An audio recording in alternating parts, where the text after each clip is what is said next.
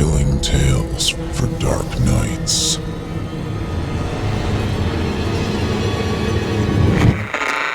Want to make sure you never miss a Chilling Tales for Dark Nights video again? Be sure to subscribe and hit that bell to turn on notifications. Act 1. The Conflict.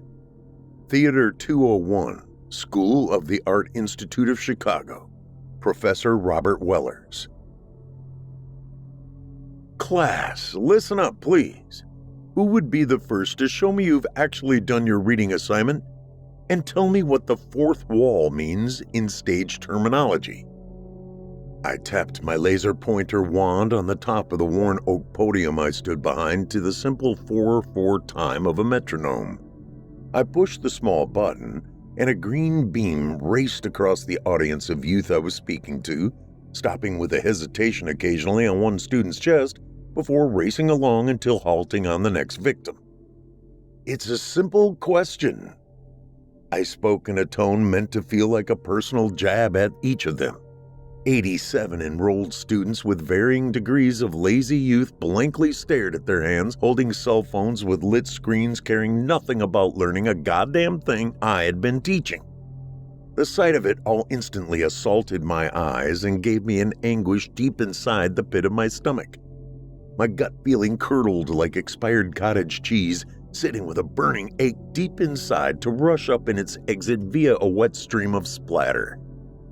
The fact is, I had known from day one of this class that not a single one of them held any hope for a future whatsoever in acting, and still here I stood wasting my time and lengthy education continuing to make the futile attempt at pushing just one of the bastards to the point of proving me wrong. To at least strive to be invited to do a vaginal cream or Rexulti ad, making it possible for them to say they accomplished one effort at being a paid actor. The whole idea was preposterous and infuriated me to the core, and ultimately led me to taking Rexulti to quell my depression of feeling like a midlife waste of effort. My eyes continued to painfully scan the dimly lit auditorium, searching through its 100 seats that were anchored in a half circle surrounding the stage I stood. My stage. All of their faces not highlighted by the row of stage lights in front of the fourth wall, but instead lit by the glow of the technology stealing away their attention from me as I stood hoping to find that one glimmer of hope, sitting in awe and lifting their hand to answer with excitement of winning the money while beating their opponents at Double Jeopardy.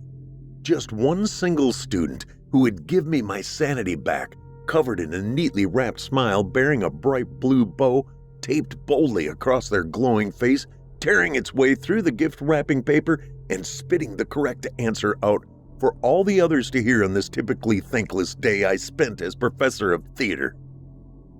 Was my years of study and thousands of dollars invested in this career a complete waste of everything?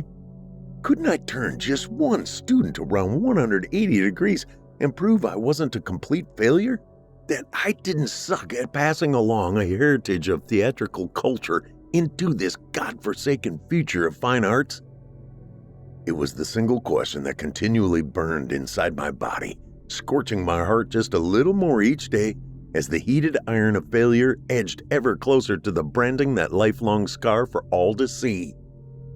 I pictured both of my parents shaking their heads in the embarrassed split pride, drowning them inside their graves as if dying in the outside world of reality was not painful enough that now their son bore the branding of failure, scarring my forehead forever. Then at the one decisive point of my facing the taunting demon inside my head and conceding all of my worthlessness to it, I spotted a possible savior who just may redeem my value as an educator. She came in the form of a very pretty, trembling youth peering back at me with excited gleam.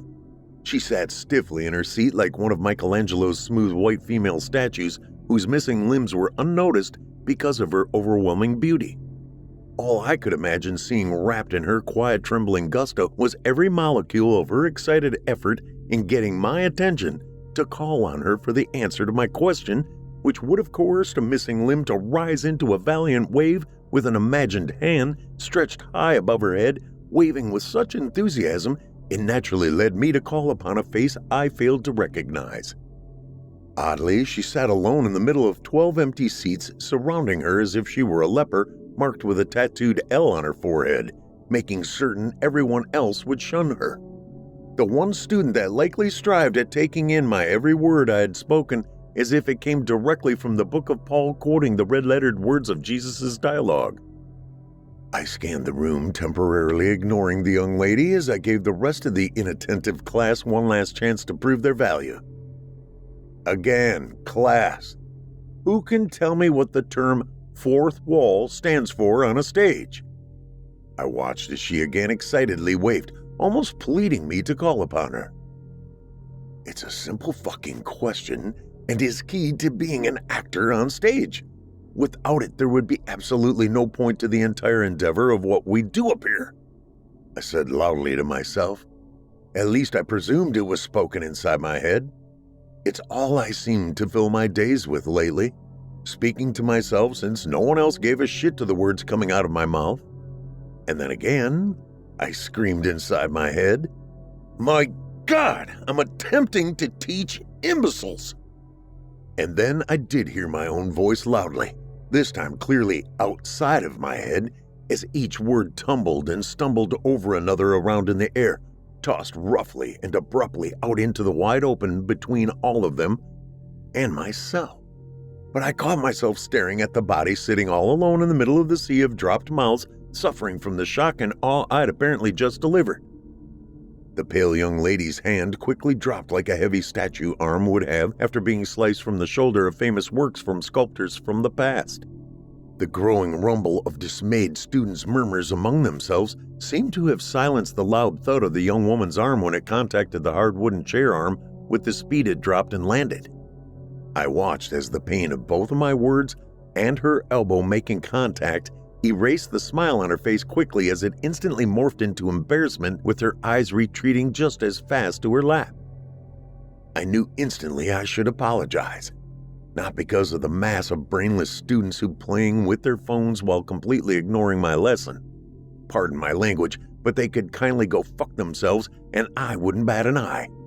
But the poor ghostly white girl with dark shoulder-length hair, dressed in fairly nondescriptive attire and now appearing like I had just run over her puppy, well, she was the catalyst for my feelings of remorse, even though it had been an accidental faux pas on my part, misdirected from the class of disrespectful, spoiled wastes of youth. The rumble began to dissipate as I stood at the podium attempting to collect myself. I wanted to look at the young face I'd apparently crushed the spirit of, but my muscles wouldn't allow such movement back to her. My neck felt like a crane that had ceased for lack of oil pressure in the lines. It was actually my lack of humanity towards the innocent young girl that likely felt drawn and quartered in front of the entire student body. She, the only soul who showed the first sign of the bravery it certainly must have taken to raise her hand above the sea of disrespect she was surrounded by. And I slapped her back into her cage of self-effacement. I slowly forced myself to sneak a peek to the circle of empty seats and face my victim, just in time to see her sidestepping past the last empty chair and the 10 or 12 to her left holding shifting bodies as if avoiding even the mere touch of her clothing to theirs. The sight of their reaction to her repulsed me, and I wanted to dress each of them down for their inhumane treatment. But my heart raced, realizing the girl would likely not be back to class, and I held no clue who she was. My heart ached to the point I was spurred to quickly back away from my place I stood, merely saying, "Class dismissed for the day," before quickly closing my laptop and racing up the outer steps to the door she had just disappeared through. The stampede of students filled the hallways to the point that not even the simplicity of the girl's clothing, compared to the sea of loud, colorful outfits wrapped around all the other bodies, would allow her to stand out enough for me to pick her out. The crowd far too massive, movements too quick, making the hallway appear full of victims jumping from a sinking ship and swimming madly to save their own lives. My eyes darted from one face to another and then to the opposite direction of the flowing current in my rabid search for the unknown student. I knew I'd probably wounded her psyche beyond repair by my accidentally catching her in the crosshairs of my condemning crassness. I wasn't certain what was happening inside myself. This wasn't the usual attitude I held for the generation of people, if one could actually acknowledge the self-filled urchins of spoiled and ignored offspring as human. I'll admit, I hated most of them with a passion that existed throughout my entire body, from the tip of my head through my soul to the tips of my toes. Most all of them were merely sponges soaking up their parents' financial assets without any direction other than feeling entitled to it with whatever pleased them, with no thought of the cost to family. Wretched little beasts that took that same attitude directly into my class, wasting my valuable time and talents. After all, my existence here on Earth was no longer infinite as I once felt it was. My biological clock was ticking, while the sands encased in the crystal hourglass had been spilling through the tiny tunnel from the top reservoir with an increased pace, the bottom rising ever closer to where it once had trickled slowly. I had softened without ever realizing until this precise moment I stood frantically staring out into the ocean of my disdain in search for the single soul I sought to repair. A minute ago, I would have been content hurling my usual barrage of resentment at their ignorant squandering of resources given to them at no personal expenditure other than trading time for knowledge, a barter very few appreciated like my generation had. This one soul did, though. I could see it in her eyes in the nanosecond. I just couldn't break my learned habit of expecting nothing but sarcasm and ridicule from the young adults who appeared more like slaves shackled to their seats rather than paupers begging to be spoon-fed experience from someone who's experienced life before them. My heart began to slow from its racing at the disappointment of rescue quickly dissipated into another failure. The masses of heads continued to bounce and move from side to side like marbles scattered wildly onto the sidewalk, me appearing nothing more than a tiny katydid hopping up and down, attempting to find that one in a million that apparently had gotten away. I forced myself to turn away and walk in retreat, knowing the only thing now that could smooth the rough edges this last day of the school week was the sipping of a smoked bourbon served neat at the local tavern where many faculty came sulking their woes of the torturous lives they too led, attempting to pry open the dead eyes of spoiled little darlings playing the part of escaped indentured servants who were away for the first time from coddling parents, clueless of how their hard-earned nest egg was being tossed into the flames of waste. This place, this little hole-in-the-wall tavern, was where many of us fellow educators, doing our time at the Institute, scampered to after long days of being work-hardy squirrels attempting to survive the fruitless nuts fallen from the trees that seldom produced any worthy, fully mature fruit. Now was that time of day when we came in to lick our wounds and have the proprietor/bartender/personal psychotherapist dole out our preferred medications in varying flavors and colors. He would, of course, offer his platitude of sympathy dealt in moments of false concern to help drown our woes, showing just enough attention as to tempt us into returning the next afternoon, ensuring his financial numbers were being met while leaving our spirits high as a kite. Life, I've found out, doesn't really lead down the path to any golden years like we've all been bumfuzzled into believing. All the hope for aging into such Shangri-La can be compared to the sprinkling of shiny sequins atop a pile of dog shit. It may look nice, but it still stinks to high heaven. No, the true story is that life is nothing more than a twisted path to disappointment and failure. "Afternoon, Professor!" Tony belched the greeting out as per usual. "I'll take a strong one, my good man. An oak-smoked Woodford Reserve, neat and filled to the brim." "Yes, sir, Professor. Just like the good doctor ordered." The exuberance in his voice felt forced as always, but I knew he would deliver the requested prescription very timely, so I smiled at his standard line and patiently awaited my pleasure for the day. Lord knows I had earned it today, and my tongue danced impatiently inside my mouth at the anticipation of it being splashed across its tiny taste buds, if not only for the second it would be able to soak in the flavor before my throat would demand me to swallow down the speedy deliverance of calming relief to my nerves. It was a regiment that had become a habit I knew well. "Good afternoon, Professor Weller," a familiar voice called down from the far side of the bar. I didn't notice her when I entered and sat down as my brain was still preoccupied with a certain young student. This part of the daily equation was out of character for me. I didn't usually think much of women anymore, having become a settled bachelor after being divorced. But I turned to force my usual smile I painted onto my facade, knowing that Margaret Winstead, an art professor specializing in oil and acrylic painting, was likely already 3 drinks ahead of me and spoiling to be taken home and ravaged like a middle-aged, sex-starved, likely black widow. Oh, she wasn't unattractive for her age, and there had been many a late evening where temptation played like a very talented opponent to my hard-to-beat adversarial side.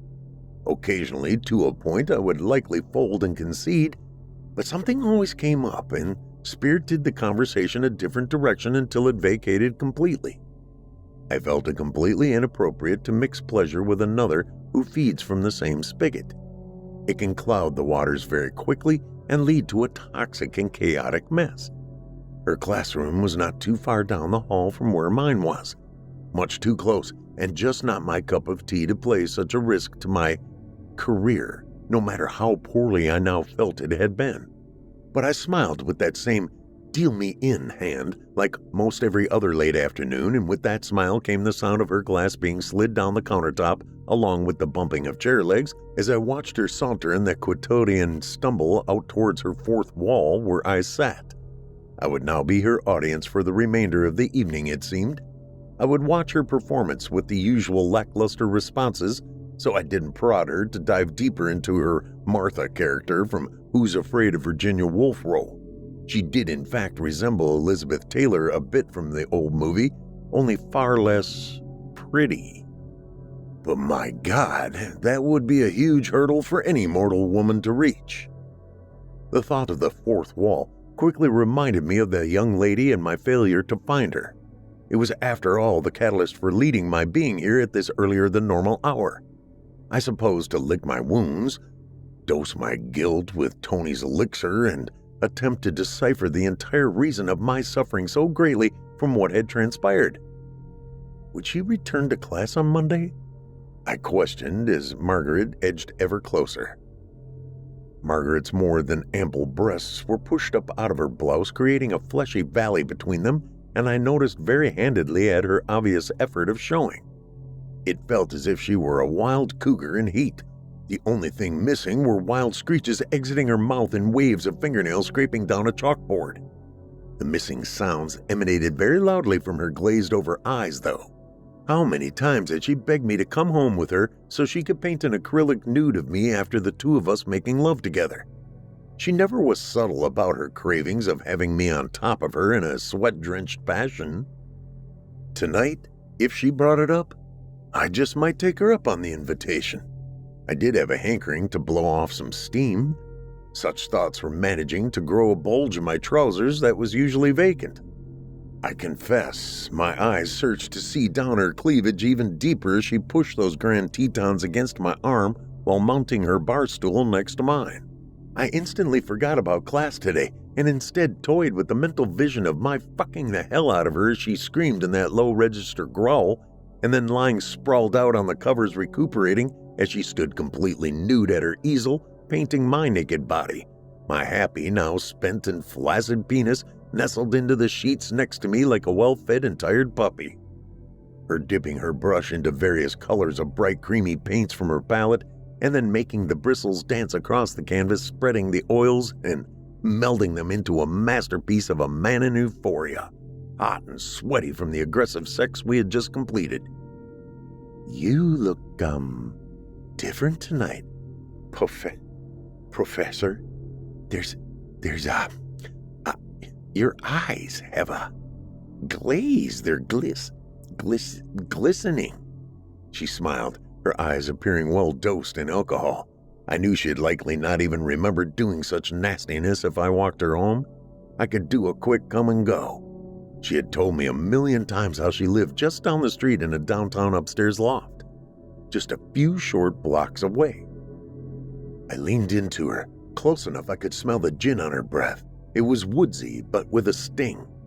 I touched my tongue to her lips and before I could plunge it in deeper, she sucked it into her mouth and sighed as she lightly pinched it between her teeth, not giving me a chance to retrieve it. Instead, our tongues ended up dancing together in a twisted wrestle to explore each other's tonsils like teenagers on the couch once the parents went to bed. It had been so long, and I told myself I was too old for this, but my testosterone told me to shut the fuck up and go for it. My stage presence of a normal, reserved, and educated facade quickly dropped to the floor like a role that no longer fit. It was surprising, but she came up for air before I did. Her spell cast, I knew where this evening was going to end. I just didn't know what colors would be used to paint it into memory to hang on my wall. I noticed Tony, the bartender, look over to the door.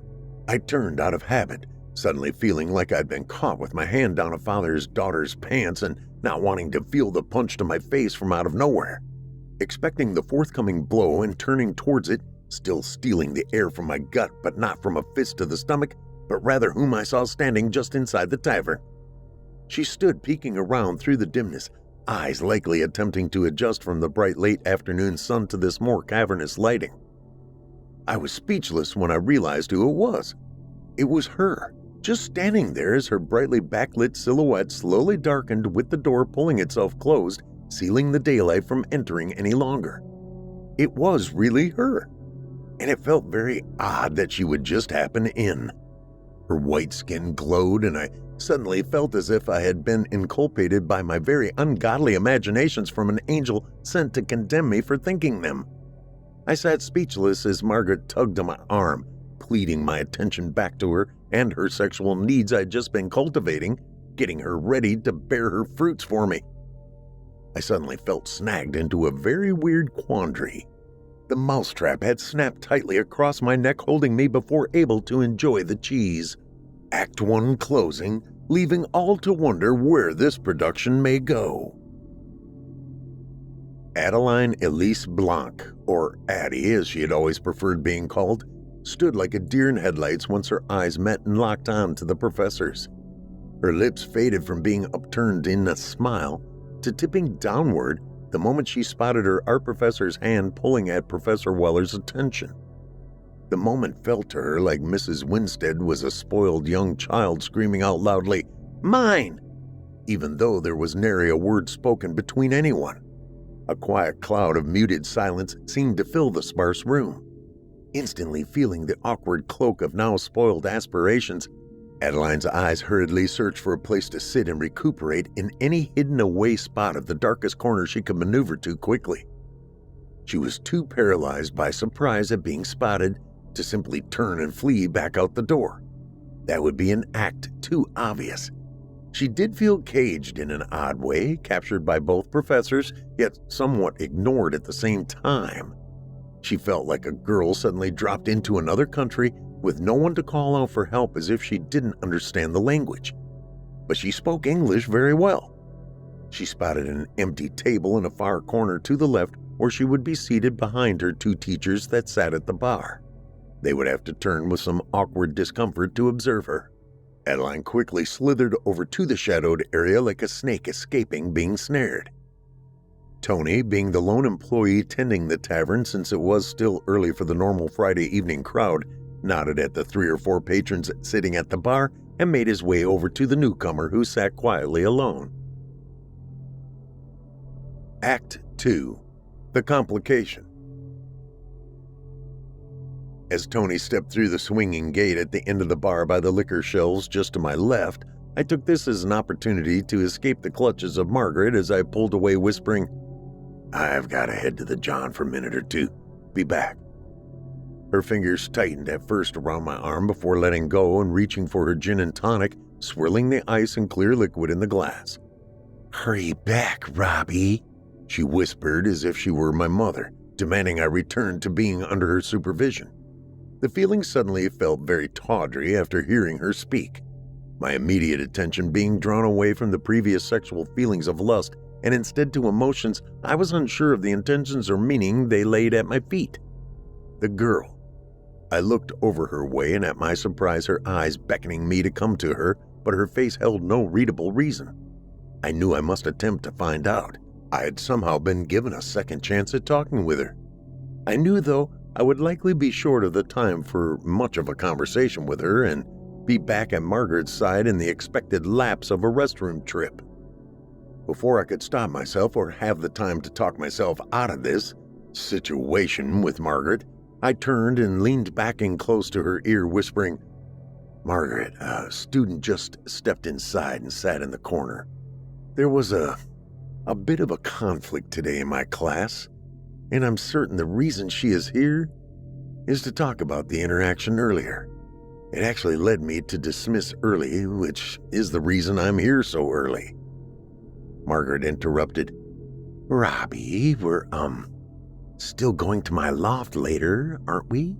This conversation suddenly changed elements within, and it seemed to have quickly sobered her up a bit. "I believe so," I sighed. "But I have to take care of this and see that it's resolved. You understand, don't you? I can't have an upset student reporting me to the dean." "Wow. It must have been serious." "It wasn't a good day for me, Margaret. Not in my best of form. I unleashed some tensions unexpectedly onto her. Frustrations from my other students not giving a shit about my efforts in giving them a purposeful education." "Sounds very..."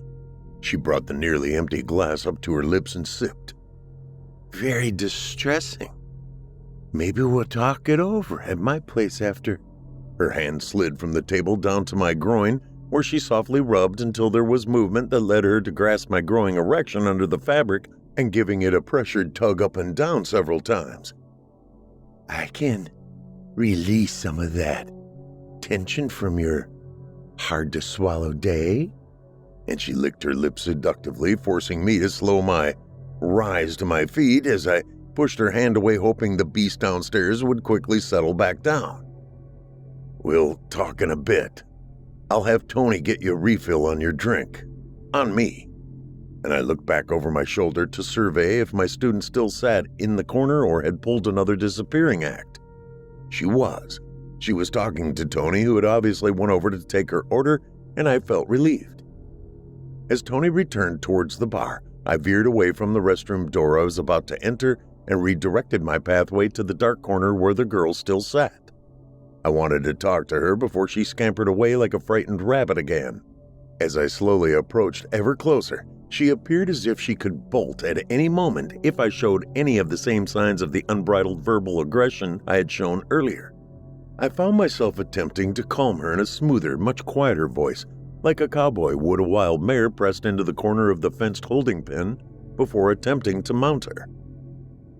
"It's okay. I only want to apologize for my earlier outburst. I promise," I said very gently. She looked up at me and answered, "I didn't just accidentally stumble into this place, Professor Wellers." "Call me Rob, please." Her accent was very European, and I suddenly realized I'd never heard her speak before. I was intrigued by the angelicness of her tone and cadence. She had snagged my attention with her short response, and I felt the feeling of being reeled in like a hooked fish to her net. "Will you forgive me for my unkindness? It was never meant to be directed at you. It was because of... I understand why you lost your temper," she almost whispered. I just... The softness of her speech continued to lure me like a melodic chant from a spiritual healer. Her voice calmed my nerves and gave me an odd reassurance that everything would be okay. I don't know how to translate from my language to yours what I want you to know." Her eyes rolled up at me, and the hazel inner irises held a hypnotizing effect over me. I was completely mesmerized, and I wondered if she was able to see the control that she now wielded over me. I felt a tinge of embarrassment that I had lost dominion over myself so easily and to someone so young and with so little effort on her part. All she had done was walk into a small, out-of-the-way tavern and bat her sweet eyes, and here I was, a 45-year-old professor of theater used to performing on stages in front of hundreds of people focused on me, but my voice now felt as if it were trembling like a child's. I just want to learn from your experience, is right, no? My eyes became lost in hers. They were soaked with innocence and naivete. A girl at least 20 years more youthful than I, at the least, and I instantly felt very foolish. I held perversions in my thoughts as I imagined her naked skin moist with anticipation of being with me. I felt suddenly trapped between an older woman throwing herself at me for a long time, constantly attempting to overcome my refusals, and now I was being unintentionally seduced by a youngster in comparison. Not necessarily only sexually seduced, but mentally. I wanted to infiltrate her mind, penetrate her thoughts, and nestle in tightly, allowing her to continue stroking my ego. Was this how pathetic old men really acted? Had I now reached that point of male aging, from the gentlemanly scholar to the dirty-minded old geezer? I would love letting you do just that, me teaching you, but I don't even know your name. I know nothing about you, and actually, I'm embarrassed to even say, but I don't remember seeing you in my class until today. How is this possible? Tony strolled back to the table we sat and placed her drink on a napkin in front of her. Would you like another, Rob? I looked up and replied, yes, and please put another gin and tonic on my tab for Margaret, would you, please? Tony smiled with an evil wink at me and said, certainly, Professor. I hope the girl didn't catch any of the silent banter that just transpired between Tony and me. So, you would tutor me, maybe? She asked. I must have worn a look of confusion because she immediately followed up with letting me know her name. My name is Adeline Blanc. My friends call me Addie, but I haven't really made many friends yet. She smiled with the innocence of a child before continuing. And you? Please call me Addie. Her smile grew even wider as if she now knew by my look that she had captured me like that fish, and I was willingly allowing her to pull me to her boat with no fight whatsoever, practically jumping into her net. And the answer to your question? Fourth wall. She paused, and I felt it was for effort, much like any good actress playing a part. It is the audience. She stopped and lifted her eyes with intention as they found mine easily already entranced. And then she smiled and continued. The scariest wall in the house at times, being so focused on the stage and the actors with intention. I reached out and touched her hand that was placed on her drink, waiting to taste until after our dialogue, no doubt. After her statement, which I found very covertly flirtatious, her hand gently lifted her glass along with mine until they slipped apart, further up and to her moist, glossy lips, and sipped. I could feel Margaret's eyes stabbing at my back like two heated daggers, warningly penetrating my shirt, pushing against my flesh with a reminding searing sting, ready to plunge deep and cause severe pain at any moment if I don't abruptly drop the baby girl in the bathwater and come back to where we were, headed together. I felt completely torn into two separate souls battling one another at what to do, which path to take, what would benefit me the most. Addie leaned forward after swallowing her drink. Ms. Winstead looks like she would like to see both of us hanging from a tree, swaying in the wind. Did I interrupt something more than just two colleagues comparing school notes? She smiled coyly. I can't force myself to picture the two of you being any more than two professors from the same school chatting about their day. Am I wrong? Her eyes changed to a possible look of coming disappointment. I felt someone grasp my hand, and it took me by surprise when I realized who was carefully tugging my fingers over off the edge and underneath the table. It was mere seconds before I felt the hot, moist crevice of fabric between her warm thighs. It felt silky and smooth. Addie leaned in and said, You can go finish your conversation with your professor. Each breath between words sent tingles up my neck. So you can come teach me what I want to know so much about? Her hand tensed and squeezed mine tighter, pushing it in tighter against the flesh of what I imagined was that spot where one leg met the other. My God, Adeline, do you know what you're doing to me? This could get me fired, and I'm tenured. I'm an adult, Professor Wellers. She looked at me as if I were the child now and she the adult. I'm of legal age of consent, and I'm attracted to you. I have to go back to France at the end of this semester, so I don't have much time to get what I want. What, a souvenir from America? I attempted to smile through my feeling cheap all of a sudden. I had obviously hoped for more than she was going to be willing to give, even though she had not wasted any time playing games before pushing her point. She was very direct on what she hoped to acquire, and I smiled, even though I felt the foolish pang for thinking there could be more. I held no imaginable right to feel anything but flattered by such a young and gorgeous student being attracted to me. Yet, I felt what I felt, as if I were a jilted high school boyfriend. Adeline managed to take me back to a time nearly 40 years to a point of my adolescence where a heart got broken in the matter of minutes, and for no logical reasons at all other than hormones and estrogen colliding into a chaos of miscalculated actions with unforeseen repercussion. Teenage romance dying a horrible, dramatic death. I realized in these moments that I'd gone from an educated college professor of theater to that of a heartbroken high schooler in the matter of less than a day. I never saw it coming. I never saw her coming. The ability of keeping my hormones as under control as possible now brought me to an entirely different moment of severe humbleness that hadn't been like all those years back. I was, of course, now doing exactly what was suggested of me only moments earlier by her.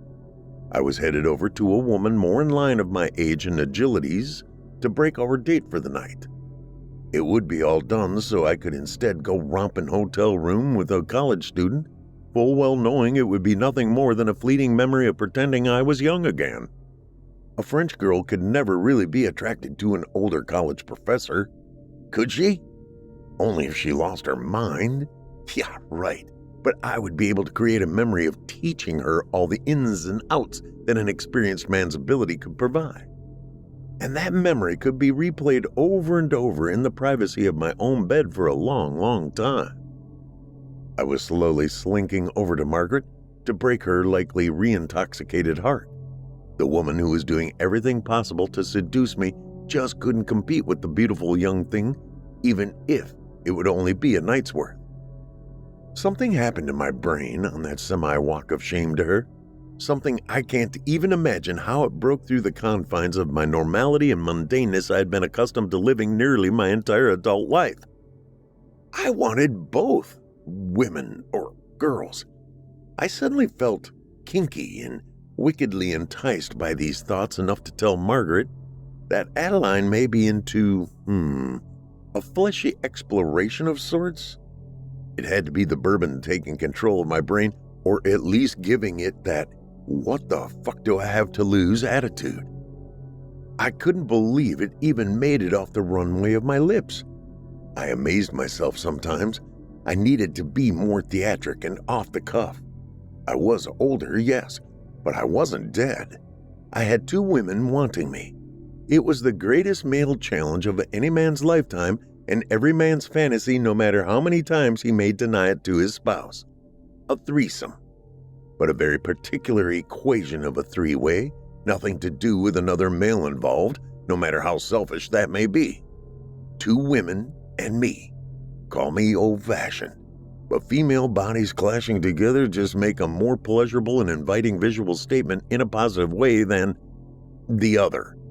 I gulped as I lied my fantasy into making it seem like it was truly going to be a reality if I played the part with gusto. The words were coming out of my mouth and she was nodding and listening. I guess I was really selling it. My acting education coming into fruition as far as a positive possible outcome on at least one end of the challenge.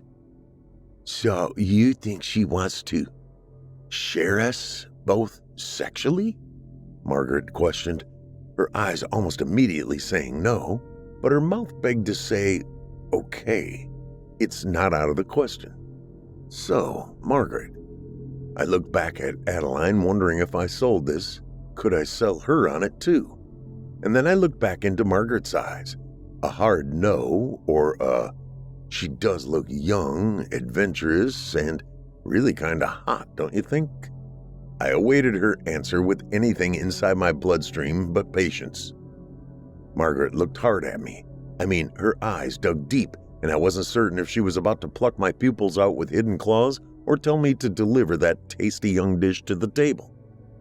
Well, I pushed from my watering mouth, thinking, just who in the hell am I playing in this tragic comedy? You really want this, don't you, Robbie? Having this would be your Shangri-La, huh? Your creme de la creme? Your cake and eat it the fuck out of it too, wouldn't it? Margaret took a long sip from her gin and tonic. Do you have a smoke, Professor? She asked. My fingers reached into my coat pocket and pulled out a pack of Cools. Amazingly enough, I do. Love the menthols like a breath of fresh air, or Act 2, the nude scene of an off-Broadway play. It feels refreshing, but a bit of a rush too. Who the hell am I tonight? And how long was this brave ability going to last? I had urges I thought were long dead. Go get her, Robbie. You won't settle down until you've tried this whole thruple thing out. I've read novels about this crazy stuff, so I guess I'll be your huckleberry. Holy shit. A menage a trois with a French ingenue and an artist, I thought, and then it hit. The thought I could be in a bit of a quandary now. Time to sell it to the young foreign student to share a bed fucking two older professors. What are the odds on that? I attempted to quickly calculate inside my muddled brain. Well, Robbie, go get the young girl. Bring her over here, and let's all chat about this little equation about twisting our bodies into a big fuck knot. The idea is actually wetting my whistle. Adeline watched every step I took as I slowly approached with a likely look of a scared young boy making the walk to ask the girl he was infatuated with to go with him. And in a strange way, that's exactly what it was. I'd been trying to equate a way to make this whole thing feel like purchasing a Testarossa. No one actually needs one when a Toyota will get you there, but the thrill will never be the same as hitting 160 down the Autobahn. Hell, I wasn't even sure if it were for the sex or merely the challenge of closing the deal. I couldn't manage a classroom of the bothersome little bastards before. Could I actually jostle this into something that just might pay out in the book of unforgettable memories? So, Professor Wellers, you look like you just got caught stealing the neighbor's sheep. Did she tell you to piss off? I somehow forced a coyness across my face. At least it felt that way. No, nothing like that, Hattie. In fact, I'll just spit it out there. What she had to say. Maybe just drop it on the floor like a basketball for you to dribble around before you shoot. She smiled. Then she looked over to Margaret. That's when I knew I was in trouble. I mean, they're both women. They both have uteruses. They link up like Bluetooth or something. Adeline would know immediately that I was lying. But I had to play it through, didn't I? Actually, Adeline, Margaret tells me she finds you as attractive as I, and... My eyes trailed upwards and emphasized by looking and nodding upward. She's been interested about painting you in the nude. After we all... Let's go tell her I'm in. Sounds wild. Sounds crazy. Adeline began to stand as my legs just shook. I tried to maintain a cool, but, well, hell, somehow, we are on our way to Margaret's loft to get naked and painted. I had no idea. I couldn't even imagine what the experience would actually be like. As a high school boy, I'd fantasized about, but actually doing it? The awkward pink elephant in the room immediately left when the loft's iron door closed and the sheets on the bed pulled back. The shock of seeing Margaret, a fellow professor, here in her home, her studio. I had just never pictured it to look like this. I knew she had money. It was obvious from how she dressed and her jewelry, but this place was beyond belief. I felt the brush of a hand on my back. I looked and it was Adeline's. Back home we call these ménage à trois. Yes? No? She smiled. All I could muster was a oui, and truly I meant it in the American way. I needed to urinate and was trying to be discreet, but it brought giggles from both girls. Let me just say that one thing led to another, and it will be a pleasurable memory seared into my brain as long as I live. I know it's all got to end at some point, this crazy odd throuple, but God, I hope it's not tomorrow. 3 is a number that it's not divisible. It's against everything, especially when you are the odd man out, but yet the only man in. I was going completely mad. One-on-one was great, but it becomes an IOU to one or the other from me. They get to play the weak, poor me, I'm jilted tonight, while I'm spreading more seed than Johnny Appleseed himself between the two, and nary had time to rest. It was great for the first few weeks, but after a while, I was dropping the pounds through sweating my nights away at the loft in a bed sandwiched between 2 very sexually hungry women. It was killing me. I think literally and not just figuratively. I began privately thinking, if I could only lose one, but keep the other on the side. Have my cake and eat it too, but on my terms. My mind drifted away as my head fell back onto the couch pillow. I think the last thing I heard was a tune by Eric Clapton, Layla. I was exhausted. It was one of those moments where your brain swims and you are caught in the current of it all, just paddling along, just enjoying what feels like a sunny breeze blowing across your body. The ebb and flow moving me along in perfect rhythm, too lulled to worry I may have been caught in the unforgiving undertow, the silent riptide that sneaks up and pulls you out to deep sea as you struggle desperately flailing to make it back to the shore that is racing farther away. I think I knew it was a dream, but the panic began to build and take hold. My brain became my rescuer, although as it began playing out various scenarios of the 2 women that now seemed to have that same unrelenting grip on me. They were pulling me in different polar opposite directions, but with similar outcomes. Me under their control, their sexual pawn to use as an instrument in bickering back and forth, each always sneering at me through wicked but wanting eyes in the end. Jealousy lives and becomes a dangerous vice, clamping ever tighter in a woman's psyche.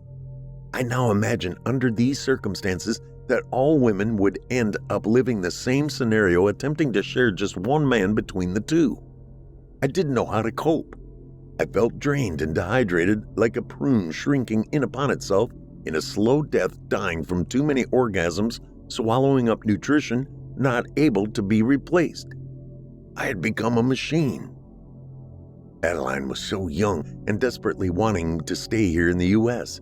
Her visa was running out, and I guess I knew her reason for me was one of being the vehicle to enable her to stay, and not necessarily one of love or satisfaction.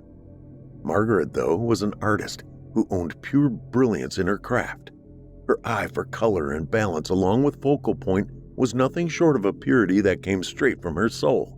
She too knew about wasting her life attempting to teach students whose minds were anywhere and everywhere other than preparing themselves for their worlds to come. Her loft home was a museum of beautiful works hanging along stretched wires fastened to the old structure's 100-year-old bricks. Each painting lit by its own beam of light from bulbs twisted in different angles from the tracks in the ceiling high above. I felt like I was in the Guggenheim every time I was there, which was very frequently now. Addie had moved in, and I practically lived there too, now unable to come up with excuses to stay at my place very much. I'd enjoyed my cake, but it was becoming hard to keep feasting on it, the sweetness beginning to grow more and more bitter and tart. Margaret's latest painting was a huge oil-based nude of the 3 of us in bed. It was incredible, I must admit. It had to be about 48 inches by at least 72 inches and done with mixed shades of mellow tans, whites, and browns of the bedspreads we lay naked on. Our nude bodies were built up in thick globs of bright, colorful, unnatural colors that blended together where each of our skins met and touched. She had chosen each of our colors to represent our different personalities, but where our bodies touched, those colored oils melded us each together as one in a monotone blur. The likenesses were incredible. I had asked her if the teardrops slipping from each of hers and Adeline's eyes held any specific significance. When I asked, I got the stink look from both of them simultaneously, as if I were a completely heartless prick for not getting it. I think that was likely the night that led me to later on I realized something very pertinent. This equation between the three of us was much more complicated in its intricate web we shared than one could have ever foreseen. The women now felt like two black widows, and I was the one male with his eyes not glued to the game.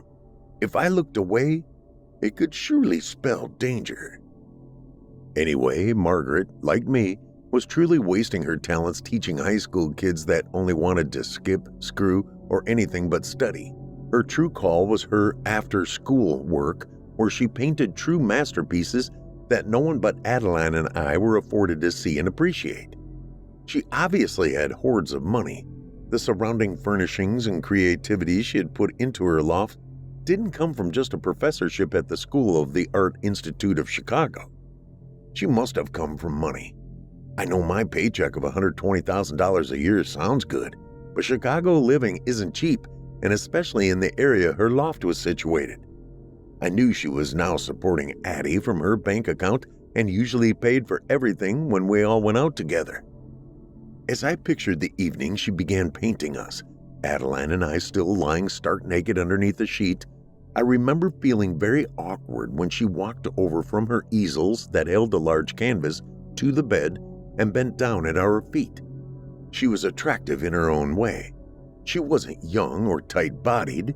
Neither was she drop-dead gorgeous like Adeline. I mean, Adeline also held that foreign card of international intrigue. Oui, I said to myself, but this time meaning yes, yes. But Margaret was well-proportioned and jiggled in all the right places. She stood there with her paintbrush in one hand, naked as a jaybird, her breasts swinging as she bent down and grabbed the tail of the sheet and just ripped it away from Adeline and I, my erection still standing tall. I think I knew at that moment that one of them would have to go.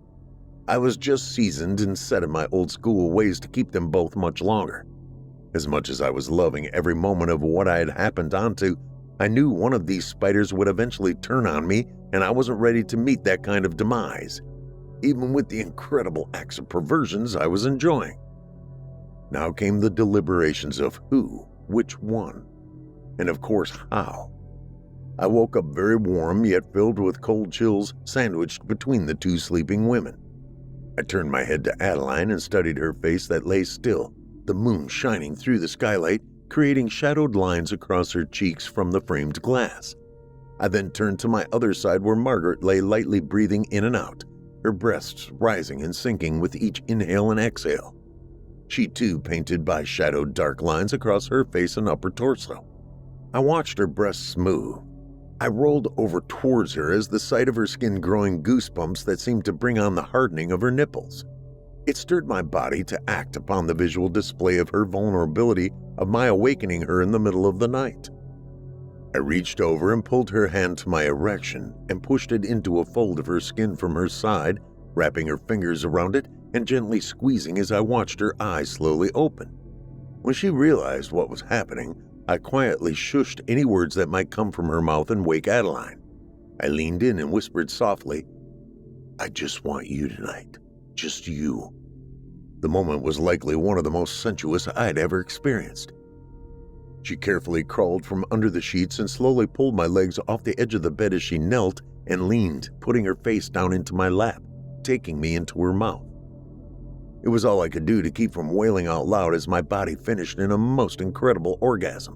When I finally opened my eyes, certain I could maintain the silence, I looked down at Margaret, still on her knees. She gave me the approving evil eye of enjoying having me only to herself. My choice had been easier than I had imagined, and I would talk privately to Margaret later in the professor's lounge at work. "I've enjoyed our little experiment, Margaret. Really, I have." been a lifelong young man's fantasy, and I feel privileged to have gotten to live it. But I'm not that guy. I'm really not. Just like I've never owned a hot rod, not as a kid nor a man going through any kind of midlife crisis. I think I probably knew who I wanted that first night all of this began cooking up. Are you sure? Something like this getting out could ruin both of our careers here. What if she becomes angry and revenge-filled? Her eyes stared deep into mine, and it felt as if she were insinuating some kind of necessary way of thinking. A mentally forced vibe of how to wrap Adeline up and out of this situation without living in any fear of nasty repercussion. We can't just tell her to leave and not come back, that this little affair of sorts is now over without discussion. Her visa is up a week after finals. She'll be shipping out in 2 weeks back across the pond. But possibly not quietly, Robbie. While I don't love my job at the Institute, I'm not ready for my father to find out what I've been doing to fuck it all up. He'd write me off, out of the will, and out of his life. He'd be appalled I was having sex with a fellow professor and a female student, especially that part. I looked around, fearing we were now speaking much too loud for a place right here in the heart of the faculty. I lifted my cup of coffee and leaned in a bit closer. Meet me tonight at Monk's Pub, say 8 p.m. We'll talk this out away from prying eyes and curious ears. I got up and finished. Good luck with class, Margaret, and winked as I turned to leave. As I walked into the auditorium class, my eyes scanned the seats until they halted at Adeline's. We locked stares for a moment until I knew if I remained looking at her, she would sense something different. I forced a mischievous smile and looked down at my laptop. I opened my email to check for messages before opening class for the discussion of The Taming of the Shrew, Shakespeare's comedy of a situation not all that far off from mine. My eyes snapped open abruptly as a very menacing email stood out from the laptop screen. The sender's address only said unknown, but the subject matter is what caught my eye after reading it. Before opening the email, I glanced back out at the seat where Adeline had been sitting when I came in. She was gone.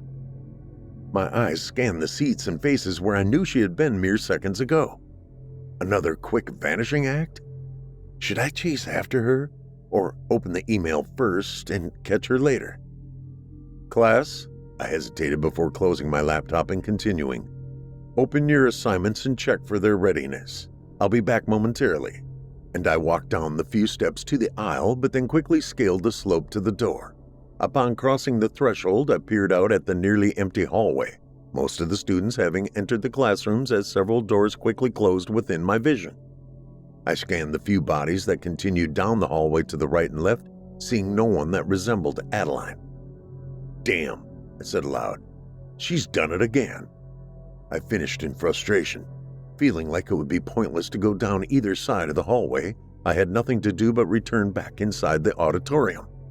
I turned and re-entered, pulling the door closed behind me before walking down the decline I'd practically ran up only seconds earlier. The faces scattered throughout the semicircle of seats all seemed to watch me as I made my way back up to my podium. It had been about 2 months since my outburst the day I'd chased after Adeline the first time. The students had actually been acting a little more like interested students with slightly more respect since that day. I say acting because I knew that was exactly what it had been.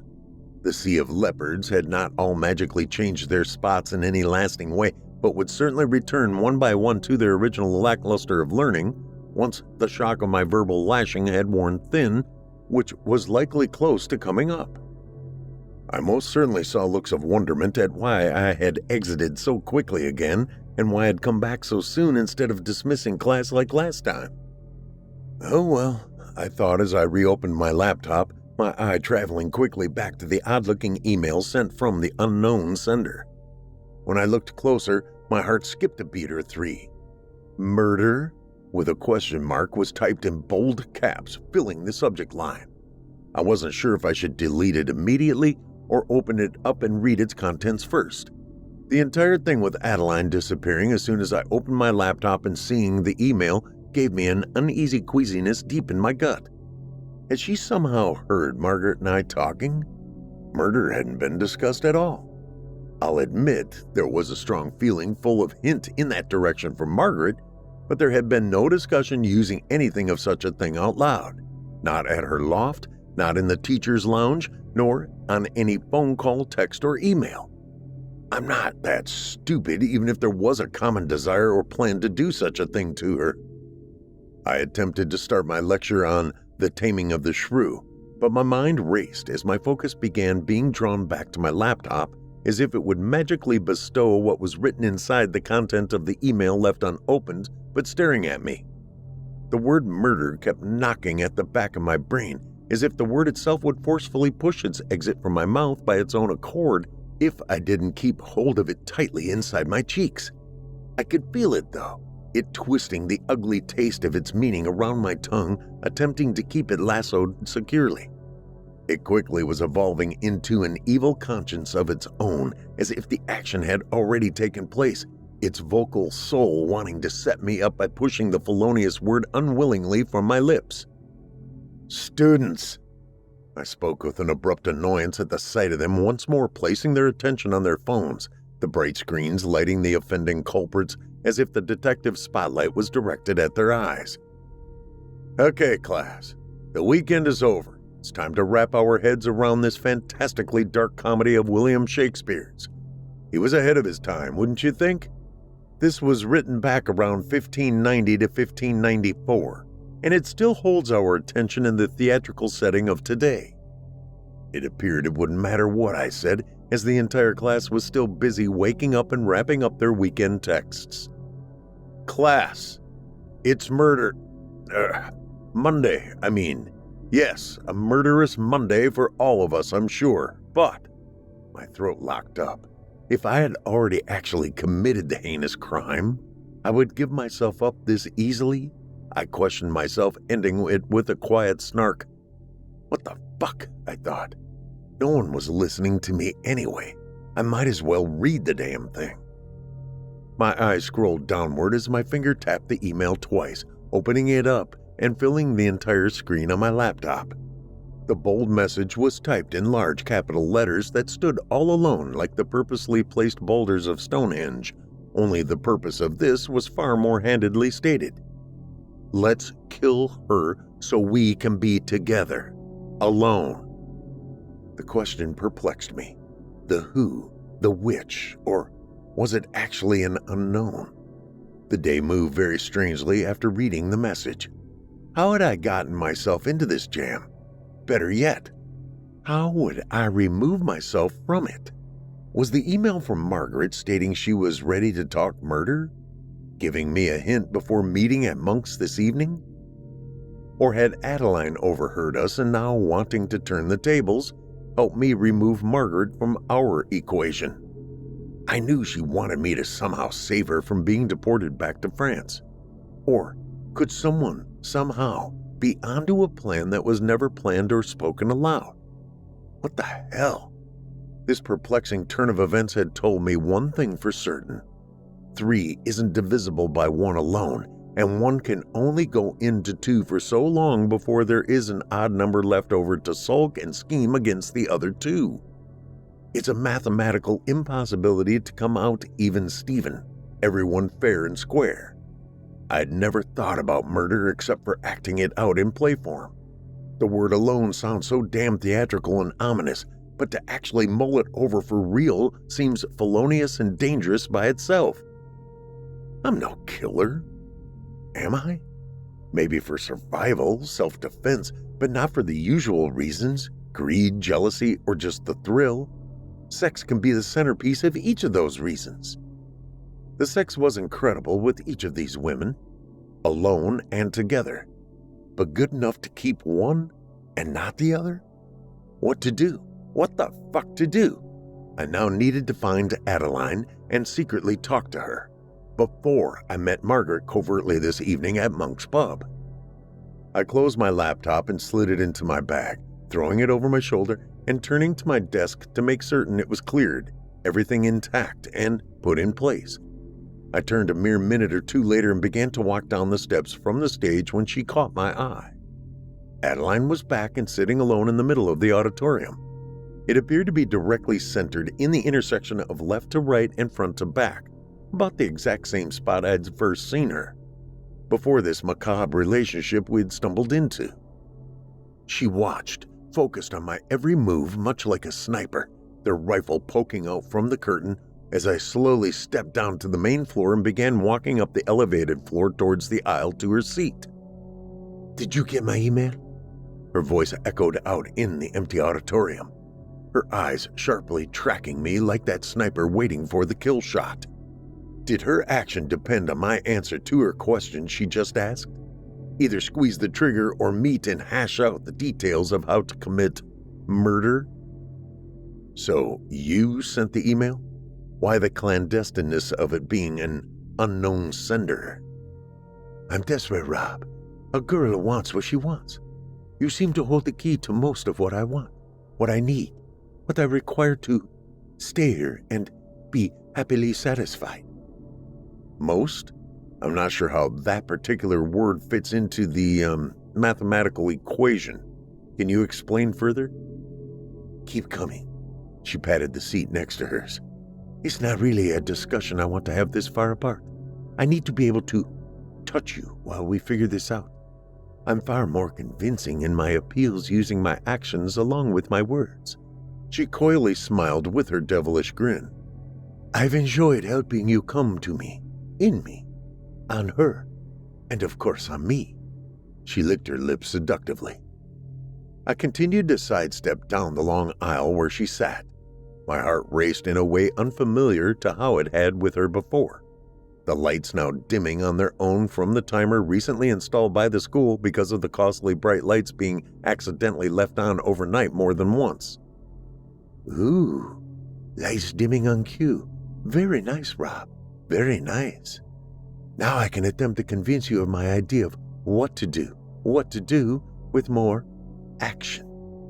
Her voice sounding ultra enticing in her lower raspy register with her French accent. My trousers immediately tightened, mixing her current words with the memory of our naked bodies rolling and tumbling over Margaret's in our last mutual tangled sexual perversion. Can I really give this up? "What in the world do you mean by that, Robbie?" She never called me Robbie. That was Margaret's pet name for me. I was Rob or Professor Wellers to Addie. Always. Then it hit me. I'd actually spoken out loud a thought was kept internally. I attempted to recover my faux pas. "I was just thinking about our last tryst with you, me, and Margaret. It's every man's fantasy to share. And now with your email, it seems the sharing may be coming to a rather brutal end." I finished my sentence in question. I cautiously sat, not knowing exactly how this conversation was going to go. That's when I felt her warm hand cup my balls through the fabric of my pants and gently squeeze. "You don't think I'm capable of keeping you satisfied all by my lonesome, Robbie?" She pulled me in closer, our faces now close enough I could taste her perfume and feel her heated breath on my lips. "Marry me, Robbie boy, so we can be together, here in your country. I don't want to lose you by going back home. We can find a way to free us from the hold over us that she has. We could stay in the loft. We could even sell her artwork. We could have us and everything together." And there it was floating in the air between our lips, my junk held in her softly squeezing hand, her soft tongue attempting to probe my mouth with murder all around me wistfully floating and dangling verbiage. "Let me prove it, Robbie," she whispered seductively. "Wiggle yourself out of those pants. I can give you better than she gave you that night you didn't know I was watching." A chill ran up my spine at her words as I obeyed in unzipping my pants and lowering them to the floor. As Adeline did her best to show me how satisfied she could keep me, my head fell backwards uncontrollably as I moaned aloud, "Let's do it, baby doll. Murder," I said as I tugged her head into me closer before the eruption. As I was tugging my trousers back up around my waist, visually checking our surroundings to make sure no one out here on the outside of the fourth wall had been spectating, I blatantly spat out, "You know she's loaded. Her family is filthy rich." And I awaited her response as I finished buckling my belt. Upon hearing no immediate response, I continued, "We could literally have it all. The loft, each other, and the means to do and go where we want it. Anywhere in the world." "How could we accomplish this, Rob?" "If I wait to marry you and let you go back to France while I marry her, and then after an amount of time to safely pass the test of scrutiny, Margaret could have an accident, a horrible car wreck, or drowning, or you'd forget about me after enjoying it all with her. No, Adeline." I pulled her closer to me as I stood in front of her, still perched in the folding theater seat, her chin now back in groin. "I could never forget us." "Promise me, Robbie?" she quietly said, repeating my name the way Margaret spoke it. "Yes," immediately answered. "So, it's a plan?" I questioned as I looked down into her dark eyes. "Don't make me come hunt you down, Robbie," she called out as I made my way up the incline and exited through the door. My heart pounded after now experiencing a very scary change in Adeline's demeanor. I would have never guessed I could have felt honest fear from her, but I sincerely did. My legs trembled as I walked down the sidewalk towards Monk's to see the crazy bitch who suggested I murder the other crazy bitch. Oh, the crooked web we weave. Act 3. The Climax. "You won't believe what I just experienced." I leaned into Margaret's ear and greeted her at Monk's Pub as she sat drinking a gin and tonic. She lifted her glass to her lips and sipped, almost acting as if she hadn't heard my statement. She appeared disinterested and unaffected. The taming of the shrew came to mind in the space between my greeting and her answering. Was I really going to choose the gruffer and more direct, less attractive, and much older shrew over the more beautiful, young, sexually dynamic foreign delicacy just because of her endowment? Her ability not only to satisfy my lust, but make it where I could actually travel wherever the wind blew me in a fashion I had worked hard for myself to achieve on my own, before my golden years would turn to rust? I've suffered struggling to make ends meet the lifestyle I deserved for years by merely babysitting spoiled rotten brats who could care less about what I attempted to teach them. And for what? Just to live more humbly than I deserved for all my efforts, and to be so disrespected for doing so? I questioned internally. And then it came to me. I could have my cake and eat it too by following through with the plan I had suggested to Adeline. I'd rather end up with her and enjoying screwing the hell out of each other on trips around the world instead of fearing every dark corner, knowing one day she may be hidden in the shadows with a razor-edged knife ready to gut me in an alleyway. "What did the bitch tell you?" Margaret asked. Her response shattered my ability to think with any rationale for a moment.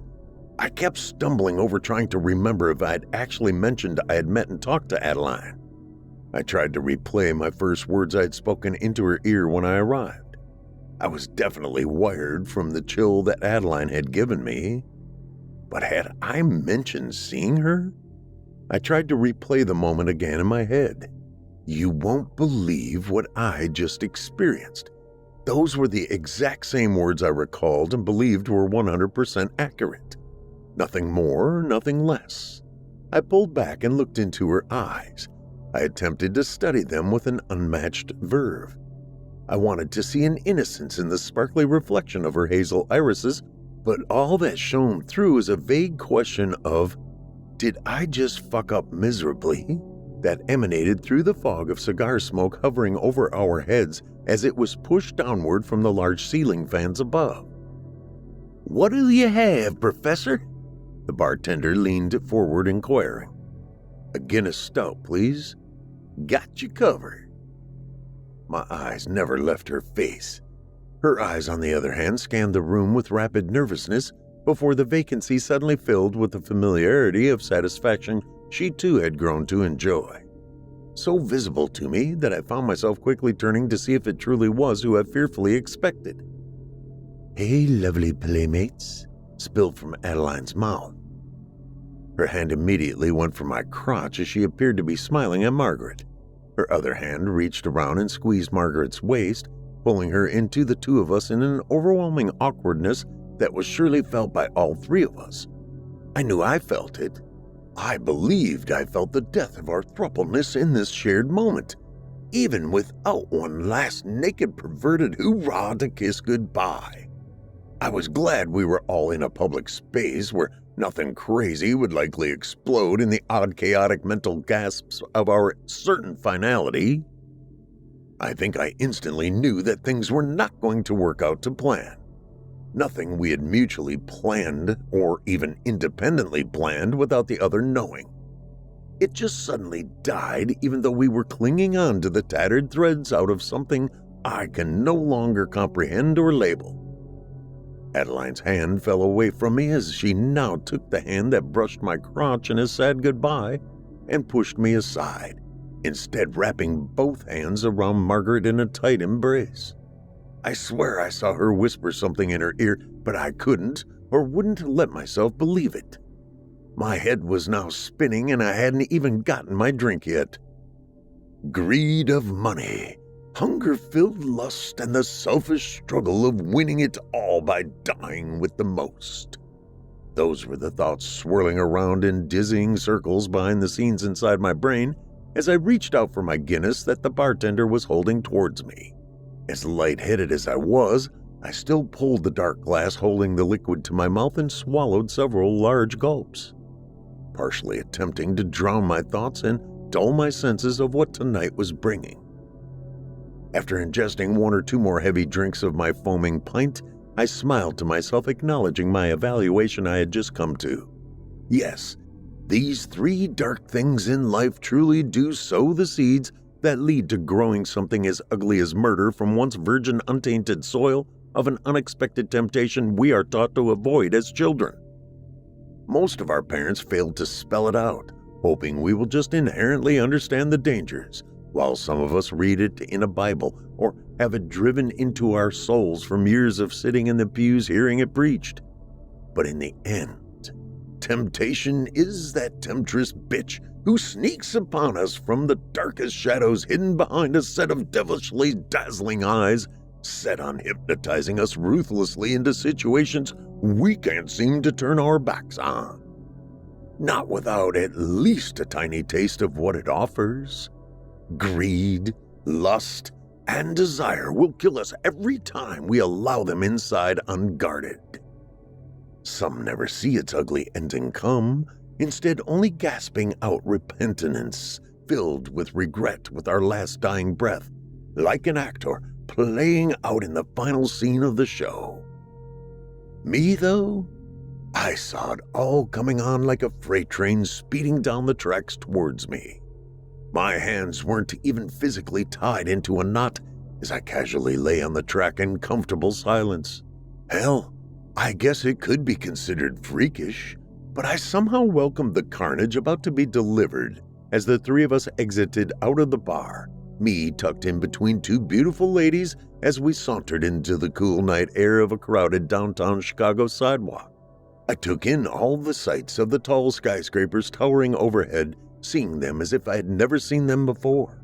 The city lights, the hustle of the bustle of people paying no attention to anything but themselves as the performance of my lifetime, my performance de classe mondiale, was certainly about to come to a closing climax.